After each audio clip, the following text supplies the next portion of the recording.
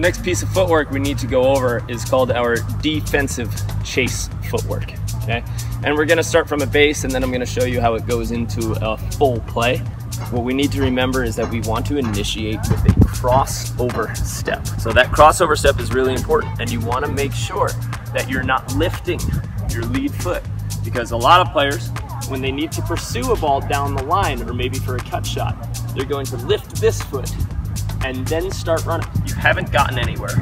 You've wasted time. Now you're behind in the race. Once you lift that front foot, that has wasted the time or the opportunity you needed to get distance across the court.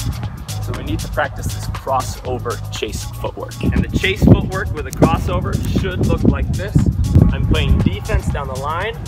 My feet are just outside of my shoulders, and when I see that high line, it's going to be crossover dive. Some of these balls we're going to be able to get to just a crossover dive. It's going to be a fast high line, but we can get there. So from my base defensive position, without lifting this foot, big crossover step, okay? And I've gotten to full extension so that this is powerful, and I've got distance from here.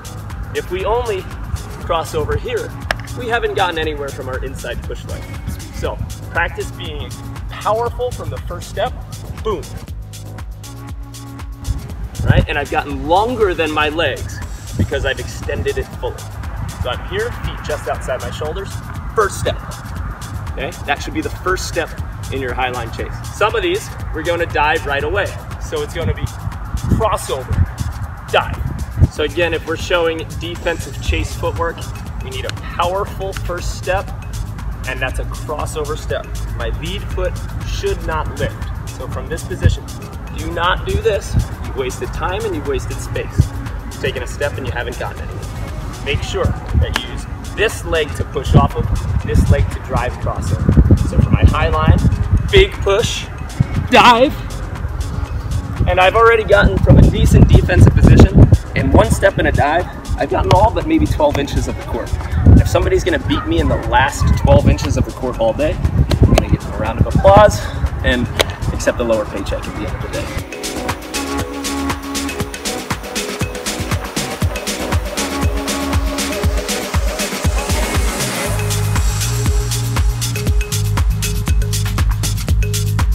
Some players with smaller legs, or maybe you're not powerful enough, or maybe you just didn't get a strong enough push, you can take 2 steps and a dive.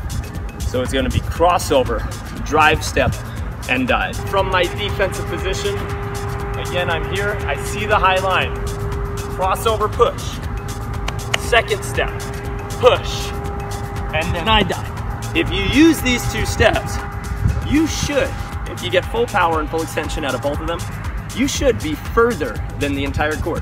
From a base defensive position, about 3/4 of the way into the court, taking 2 steps and a dive should get you past the sideline. So I'm gonna show it the reverse way. So I'm here, I'm playing defense, right? I'm in my natural defensive position, crossover, step, dive. And you're diving off of the second step, and I've taken more than the whole court in just 2 steps and 1 dive. So practice that religiously. Make sure that that's dialed in, and that's the only way that you know how to initiate your movement when you're chasing.